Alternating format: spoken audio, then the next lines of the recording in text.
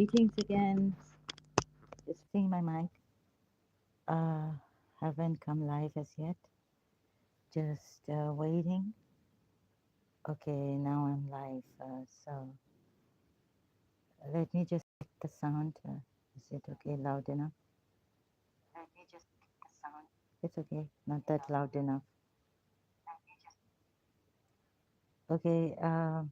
Sorry, I had to go because my neighbor, some lady, thought that this is her apartment and tried to put the key in and all that. And, so I had to stop my previous live stream, Zulm in Islam 4.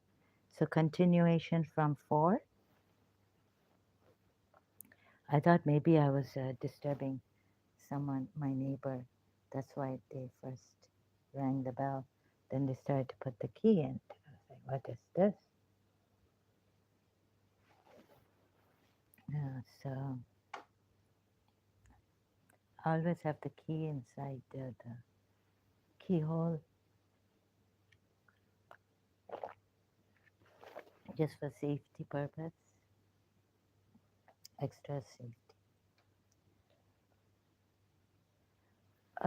So history does not furnish a single example, but then, as Aka Mehdi says in Multilingual Quran, uh, then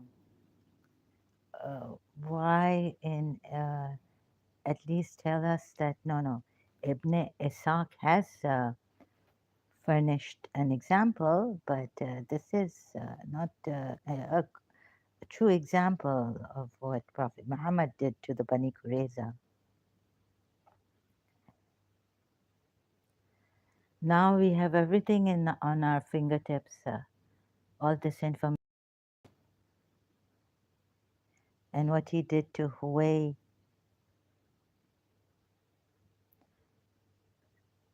So you can have a look at this. Let me see if I have to then go back to what I said and put everything in one live stream. Excuse me, summarize from Surah Muhammad to Surah,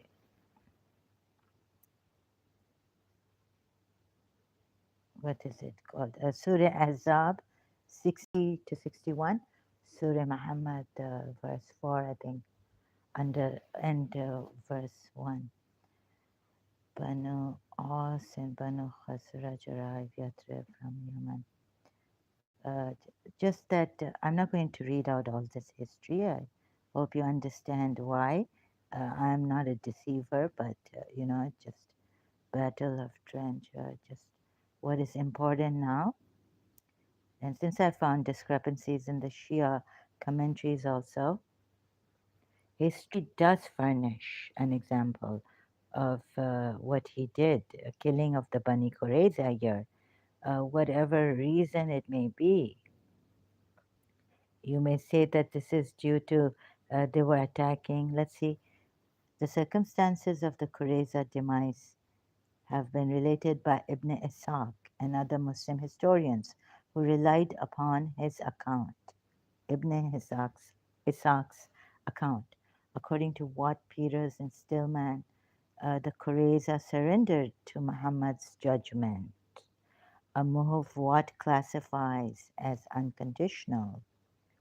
The Aus, who wanted to honor their old alliance with the Qurayza, asked Muhammad to treat the Qurayza leniently as he had previously treated the Kainuka for the sake of Ibn Ubay. Arab custom required support of an ally independent of the ally's conduct to a third party. Wait, Muhammad then said, I'm trying to think. Sorry, I can't do multitasking. What was lately? What did I show you somewhere? That what Muhammad did? Can I show you? So, yeah, Surah Hashar ayats. But where could it be that even against him? Oh, yes, that part. Even going against him. So, you can read all this in Wikipedia. Sorry, then what happened is you'd say they were attacking or whatever. Ibn Ishaq describes the killing of the Bani Qurayza men as follows. Males to death and hapless women. Saad took the hint and condemned the adult males to death and the hapless women and children to slavery. What? Sorry, excuse me. According to Stillman, Muhammad chose Saad. So you see what happens? They were beheaded. Oh my God. No, I said that last summer. There was 600 or 700 in all. Though some put the figure as high as 800 or 900, as they were being taken out in batches. To the apostle, they asked Ka'b what he thought would be done with them. He replied, will you not never understand? Don't you see that the summoner never stops? And those who are taken away do not return. Oh, I'll have to sleep for 3 days now. By Allah, it is death. They were beheaded.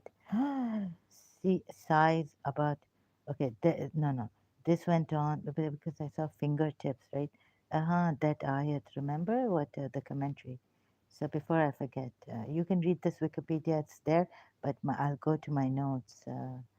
You see what happened here is that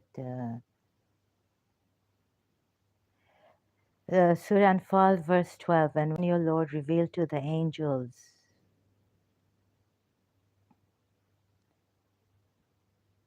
who,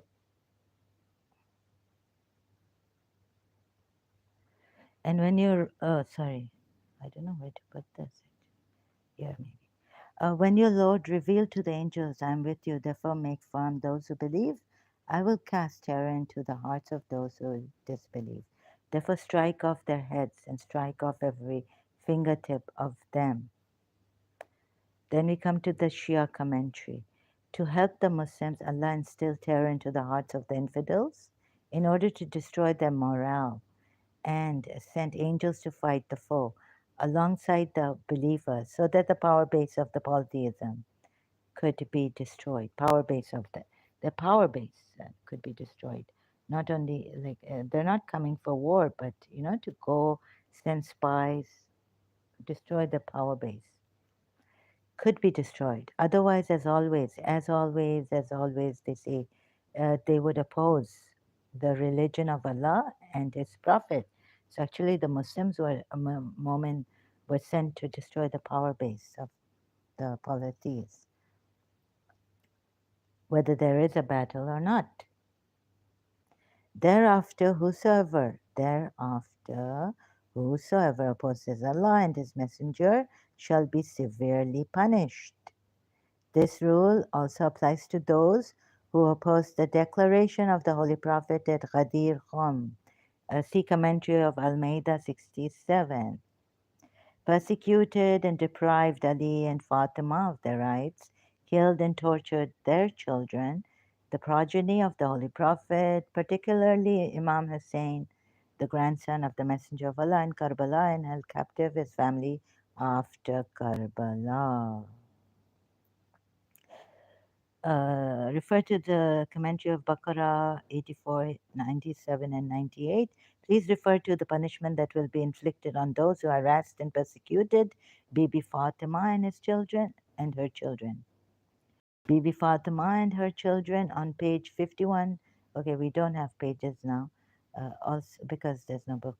Also refer to Nisa 93 and 115, Azab 57, and Shura 23.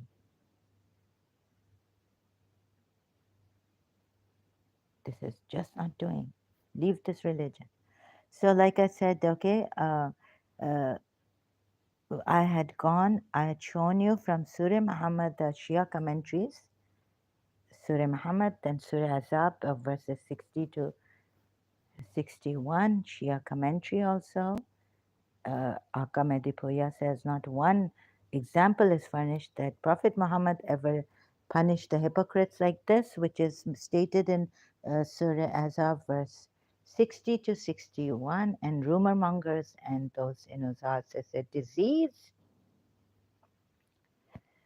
But in Ibn Ishaq's this they have that they were massacred completely, right? And what it says, severely punished, applies to those who oppose the declaration and persecute. But you see, I hope I'll be able to say this. No, no. I'll just go here to my notes, another notes. So Sunnis and when conflict becomes inevitable, the first thing is to clear our surroundings of all evil and destroy its power base. The last portion of the verse refers to taqwa, to safeguard oneself against evil. Okay. You see here, Surah Anfal, verse 27. O you who believe, be not faithful to Allah. Sorry, be not unfaithful to, no, yeah, be not faithful to this Allah and Prophet Muhammad, the messenger, not this one. O you who believe, be not unfaithful to Allah and the messenger, nor be unfaithful to your trust while you know. Puya Ali commentary, Surah 8, verse 27. Nor be unfaithful to the trust refers to the Book of Allah, the Quran, and the Ahlul Bayt. See Hadith al Faqalain. Do not forsake either of them for the sake of worldly possessions and gains. Occasion of revelation. It is reported that after 21 days siege of Bani Qurayza, they agreed to make a settlement. This is about the Bani Qurayza. Ibn Ishaq has written, and Aka Medipuya says no such because maybe they attempted murder and they were against Prophet Muhammad. They gave him a war. They helped the against Prophet Muhammad. They helped the Makkan polytheists and all this. So history does not furnish the example that Prophet Muhammad massacred completely those hypocrites and those in whose hearts is a disease and those rumor mongers at the time of the Holy Prophet, but it was done by Imam Ali and it will be done by Al Qaim. Okay? Now I have to prove that no, it was done at the time of the Holy Prophet.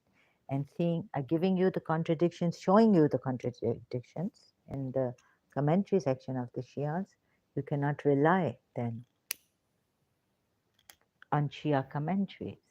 And here we have a position where arbitration is called for. And remember, Holy Prophet is in Medina now, Yathrib. He could have left this place, not made it Medina, but anyhow, this is now arbitration, and he won't have it any other way. He chose Saad bin Maad as an arbitrator between the Jews and himself of Yathrib. But the Jews wanted to consult Abu Lababa, who was their old friend and relative, before accepting the arbitration. Just before accepting, they did not deny his arbitration, but just before accepting the arbitration of Saad bin Ma'ad, you know, accepting him as the arbitrator, as the mediator. But the Jews wanted to consult Abu Lababa, who was their old friend and relative, before accepting the arbitration of Saad bin Ma'ad. When they sought Abu Lababa's advice, he pointed to his finger to he pointed his finger to his throat to indicate that it would be as if cutting their own throats. No, no, don't come and seek me because oh, what does this tell you? So Shia's smart searching, and thank God for the Google engine, search engine, and all this. What does it tell you? Right? Where's it? Oh, I'm looking for something here. Sorry, excuse me. Yeah. So this prophet, I mean, this is written in the Shia commentary. under the Quran ayats. He was so, everyone was scared of him.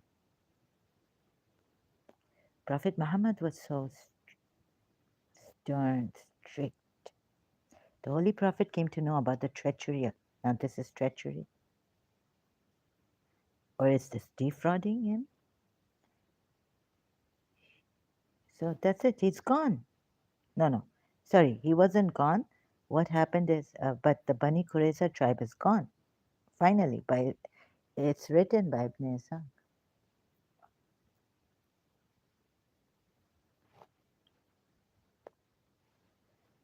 So I showed you what a captive is, and the Shia commentary also that captives were never, never, never in Islam, never slaughtered, weren't slaughtered. Ayat 60 to 61, wherever you find them, accursed, wherever you find them, seize them. So just wait.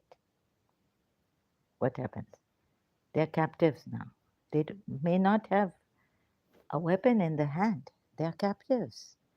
Wherever you find them, you're going after them, moment, and you seize them. For 1 second, what are they? You've seized them. You've subdued them. You've seized them. Pakarke, you've seized them, taken hold of them.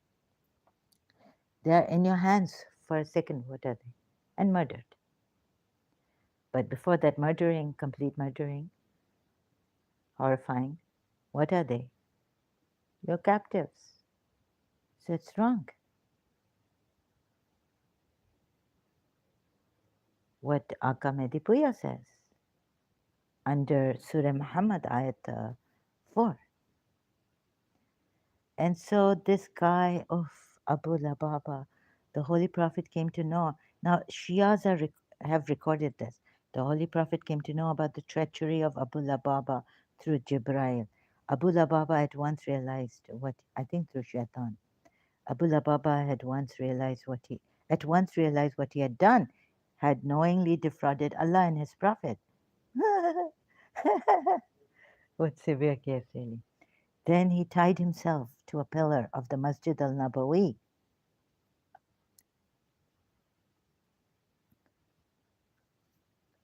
Excuse me, and avowed that he would neither drink nor eat until he was forgiven by Allah and His Prophet. So he did that. And the Holy Prophet went to him. And he's not eating, drinking. He's tied himself to Masjid al Nabawi.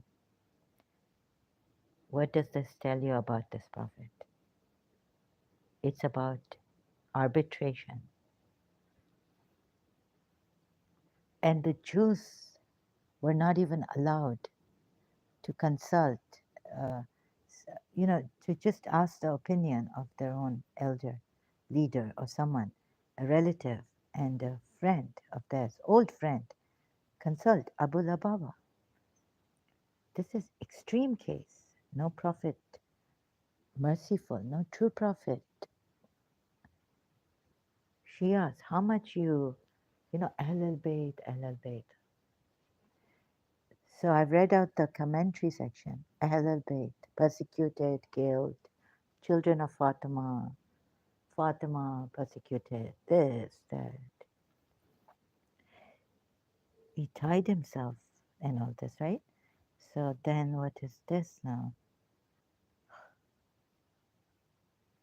How much you here? This rule is this rule also applies to those who opposed the declaration of the Holy Prophet at Ghadir Khum, persecuted and deprived. No, no. Wait a minute. Before this, right? Yeah, rule applies to children, tortured the children, the progeny of the Holy Prophet, particularly Imam Hussein and his children and his women folk. Oh, God. Huh. Among them are men who molest the Prophet and say he's all here. Say he listens to what is best for you. He believes in Allah and has faith in the believers and is a mercy to those of you who believe. But those who molest the messenger will have a grievous penalty. Sorry, this is not This is in not in Surah Azab, but Surah Tawbah, ayat 61. Among them, because earlier on I said it could be in Surah Azab, so I correct myself in my earlier live stream. I said maybe it's in Surah Azab, but now we know it's in Surah Tawbah at 61. Among them refers to the Holy Prophet's companions and followers. Refer to the commentary of Ali Imran 159, Nisa 115, and Anfal 13. Refer to pages 51 and know that to hurt or displease the Holy Prophet and his Ahlul Bayt is to hurt and displease Allah. It will earn a grievous punishment. Surah 9, again, verse 62. To you they swear by Allah in order to please you. Here I caught him, I caught him, I caught him. From Surah Tawbah 62, I went to Surah Tahrim, verse 1. And what do? He's a hypocrite. To you they swear by Allah in order to please you. Thou seekest to please thy conscience. He swore to his wives by Allah that he will never do something which Allah has made lawful for him. He held it unlawful. O Prophet, why holdest thou to be forbidden that which Allah has made lawful to thee? That's part also. So going back to Surah Tawbah 62, to you they swear by Allah in order to please you, but it is more fitting that they should please Allah and His Messenger if they are believers. So these hypocrites, let me just read out to you 62. Sorry, where's Allah? Okay, 66 2. Allah has ordained. Allah has already ordained for you the dissolution of your oaths, and Allah is your protector, and He's full of knowledge and wisdom. Then again, this ayat, I don't know why I've made a mistake in these notes, so I had to create a 69, Surah Tawbah at 63. Know they not that for those who oppose Allah and His Messenger is the fire of hell, wherein they shall dwell. So it's not ashes, it's fire of hell also. If someone comes to tell you that, you know, opposing Allah and His Messenger, you'll just be in the ashes area.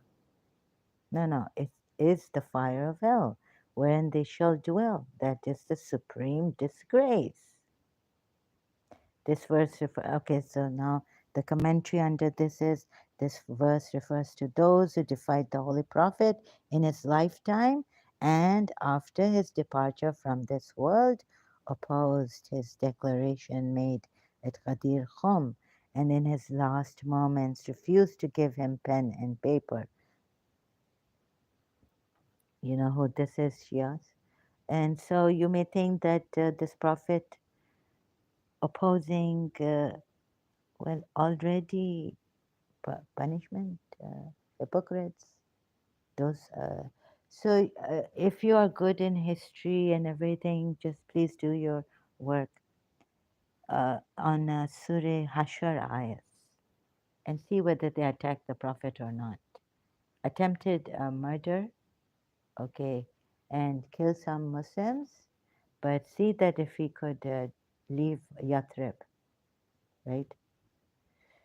Rumor mongers. And wouldn't you, if you, Shias especially, Surah Tahrim and Surah Ahzab, verse 5, 6.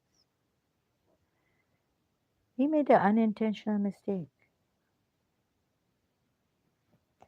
Now, 64. The hypocrites are afraid lest the surah should be sent down. What did Aisha say in the context? So he's a hypocrite, right? Surah Azab. Prophet Muhammad was very scared of this verse or this surah.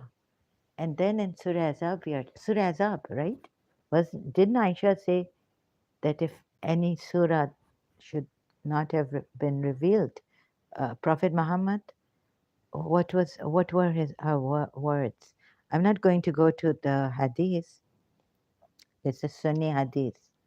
So I had to regard that also, that hadith, Sunni hadith, because he's turned out to be a hypocrite. Surah Tawbah at 64. Um, but here, Surah Tawbah at 60, which one did 60? Surah Tawbah at 62, which the Shias might want to hide.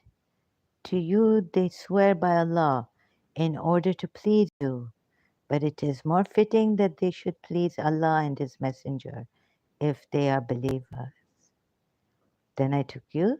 I did not take you to Surah Tawbah at 63.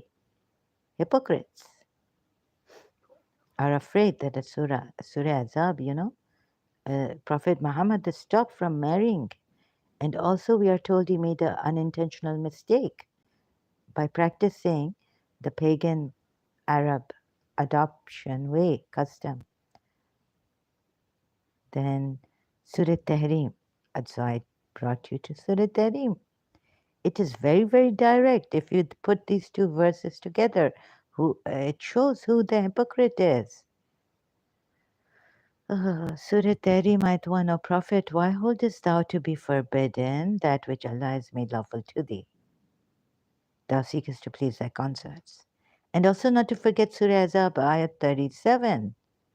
It is more fitting for thee to fear Allah. Wait a minute. Surah Tawbah at 62. So it's a bit difficult. To you they swear by Allah.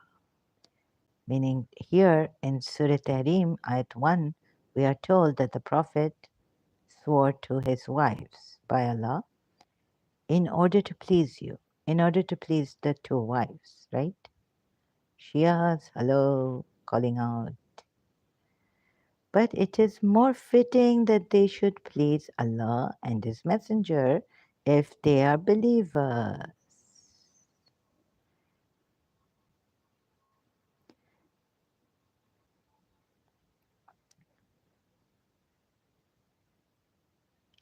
Surah Azab ayat 37. But it is more fitting that thou shouldest fear Allah, Allah, Allah. But the Shias make an what the reason they put here, but God knows. Uh, They've addressed this. But thou didst hide in thy heart that which Allah was about to make manifest. Thou didst fear the people, meaning you feared the people, O Prophet. But it is more fitting that you should fear Allah.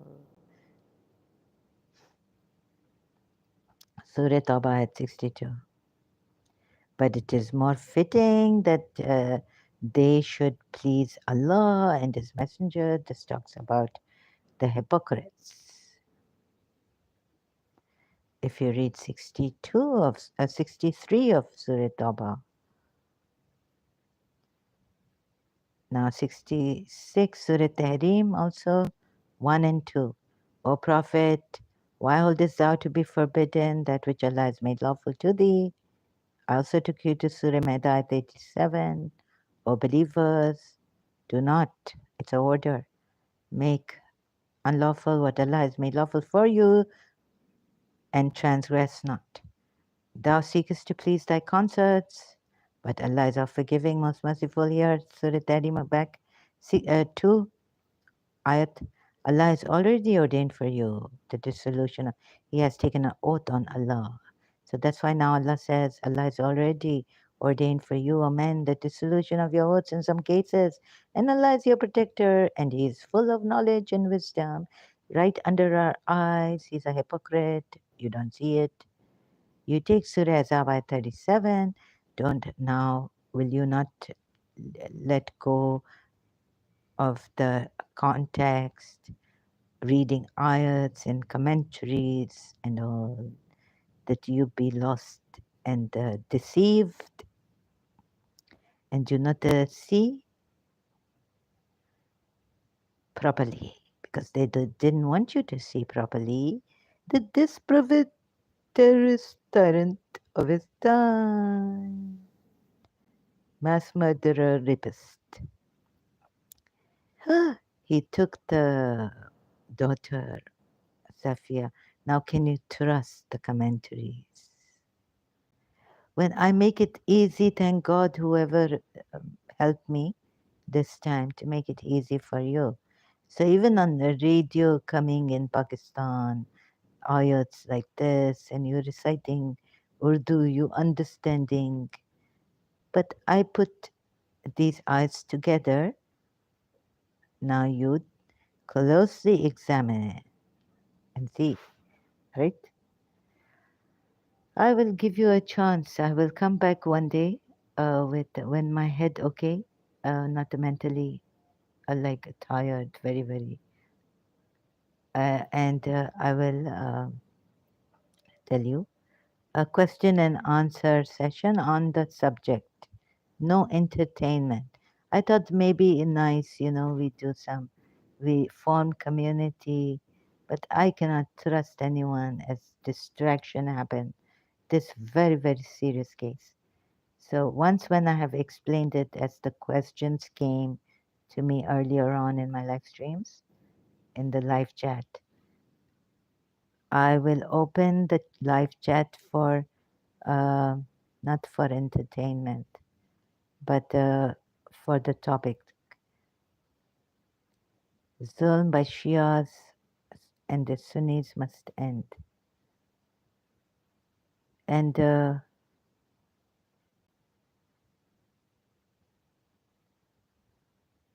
you, they swear by Allah, or because if you follow this false prophet, even the Shias are lying they've been lied to. They follow their commentaries, imams,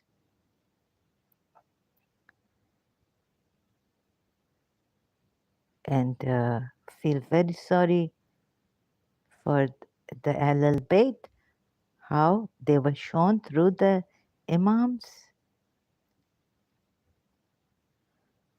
But I catch the imams also, so that you go after the truth. I don't know whether there is a God or not. I'm still searching.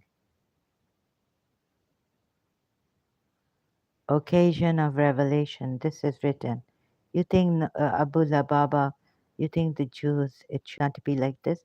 Now you need to change your pattern of thinking. And you need to rely on your religious scholars, Shia religious scholars, and commentaries. Do your own research. I've shown you the way. And then come and tell me that this is wrong. I need to take the veil out of your eyes, the deep deception. Will you not have any? Is this a really rational mind? What is this really here? What is this? The Holy Prophet appointed Saad bin Ma'ad as an arbitrator. So this sorry, let me show you the verse also. Well, okay, will it fit in here? Oh no. So under Surah Anfal, verse 27, 8th chapter of the Quran. Do you think this is fair? The Holy Prophet appointed Saad bin Ma'ad as an arbitrator. Okay, if you think this is fair and this is how he should punish himself, and then Holy Prophet forgive him, then have a look at this.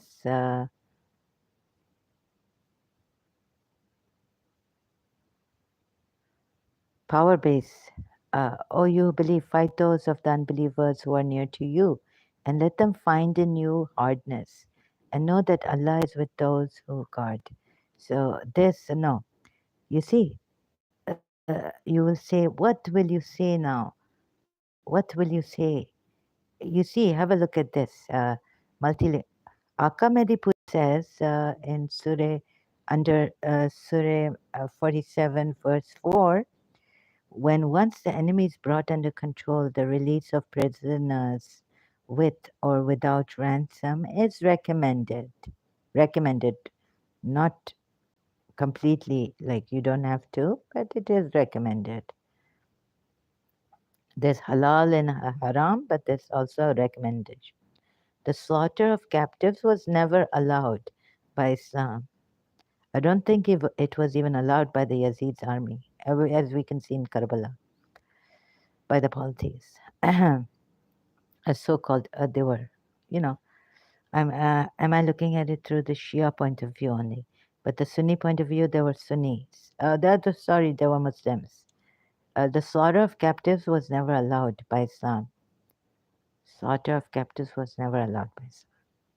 So then we go to, if you want to believe in this Shia commentary, and then I take you to Surah Azab, verse 60, you see the commentary there. If the hypocrites and those in whose hearts is a disease and the agitators in the city do not desist, we shall most certainly set you over them. Then they shall not be your neighbors in it, but for a while, little while. It means they would be killed or expelled. It is said, persecuted, killed the Bayt of till the hypocrites and disbelievers and the enemies of the truth have been seized and destroyed by Allah in the times of earlier prophets, and Allah undertakes in this not Kamedi Puya, but the only Shia Puya Ali commentary. I don't know who wrote this. Will also meet the same fate. History does not furnish a single example of any action taken by the Holy Prophet against the hypocrites in the sense mentioned here. What about Ibn Ishaq? You could say that there is a example, but there they fought, God knows, killed. Prophet Muhammad had the upper hand over the Jews of Yathrib who became Muslims, and they did not follow the whole or something. Oh God, I don't know how to say this. Wait a minute, how will the Shias come here? Cursed wherever they are found, they shall be seized and murdered, a horrible murdering. See commentary for verse 6. So here I read it, and history does not. Okay, let's say you even not to look at Ibn Ishaq. Where did I take you after this? Oh, I took you here, 61. So you see, okay, history does not furnish a single example. Cursed wherever they are found, they shall be seized and murdered. A horrible murdering. So Imam Ali did it, and the Qaim will do it, Imam Mahdi. But you see, wherever they are found, at least, yeah, that is accepted here. History doesn't furnish at the time of the Holy Prophet, but later on it was done by Imam Ali. And you see, no, ah, so they were seizing, found and seized. They didn't have weapons or something. Or if they had, you completely overpowered them. And they were seized. For murdering, what are they? They are your captives in your hands for a second. Think of this. Then we go to Surah Muhammad again. And you see this. But Islam, the slaughter of captives was never allowed by Islam. How a believer deals with the captives is a test. Some take ransoms, some let them go for the sake of Allah, some take care of them, shelter them, and feed them with no strings attached. Surah under a commentary under Surah Muhammad, 47th chapter of the Quran, ayat 4.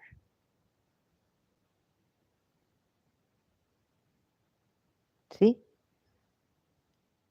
Does not.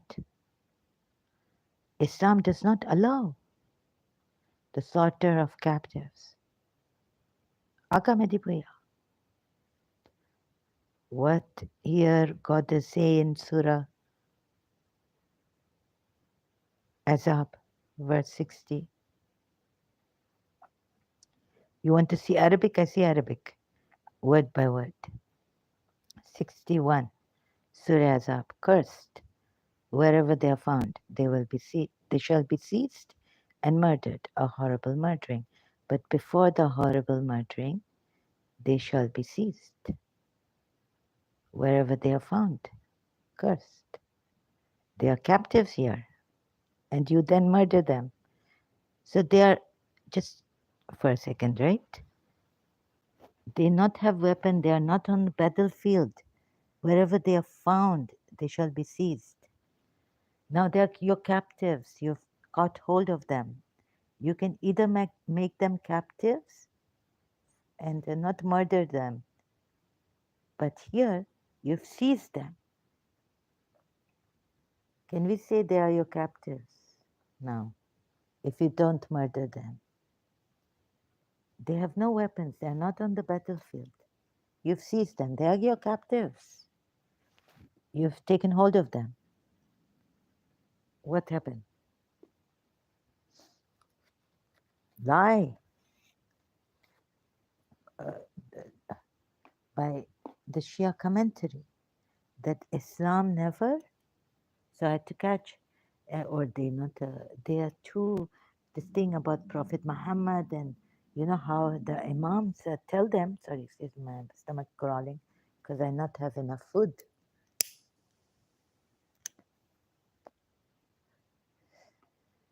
Now I go to have food, but before this, see, curse wherever they are found. They shall be seized. Now you can make them captives rather than murdering them. Huh, but you murdered them. ना रहेगी बांस ना बजेगी बांस. Right? So you not even give, maybe if you say, okay, no, Zahra, they are not captives. You not give them a chance to be captives since you've taken hold of them, but you can murder them. Now, what is the thing of making them captives? Like captives in the making, but you murder them. And this ayat say like this. And you want to go to Surah Azab ayat 61 in Quran.com.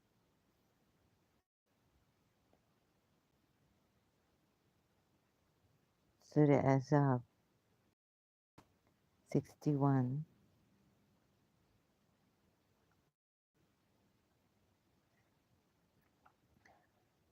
Quran.com. If loosely put, what?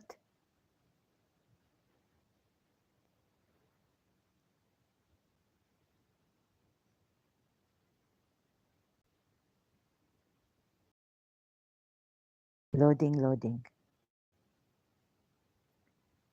Sorry, my voice may be faint or not that loud. Accursed. Oh no, here. Accursed. Mal'oon. Wherever they are found. Ainan. They are found. Oh, my ears have it. ثقفوا. Sukhifu. They are found. Wherever they are found. They are seized. Ukhidu. أخذوا Ukhidu. They are seized. I've done this before. وقتلوا وقتلوا وقتلوا تق تقتيلا. تقتيلا. You see this? Where you give them a chance. You not take them captive, but you murder them. You want me to go crazy now? More crazy. I'll sleep for 3 days. So I go, put some kebab, shish kebab. करते हैं लोग बाजुए सरवा की हाजिरी. Some drama happening, funny act happening. जो आशिकाना शाह है उनको ज़रूर है कि करबला में किसने दिलावर की हाज़िरी। चले हम शीश कबाब नान तो ख़त्म हो गया है हलीम के साथ। एक बचा है, जा रहे हैं चिकन शीश कबाब खाने। हाज़िरी है। Thank you so much. Please forgive my funny drama going on. And Marcia.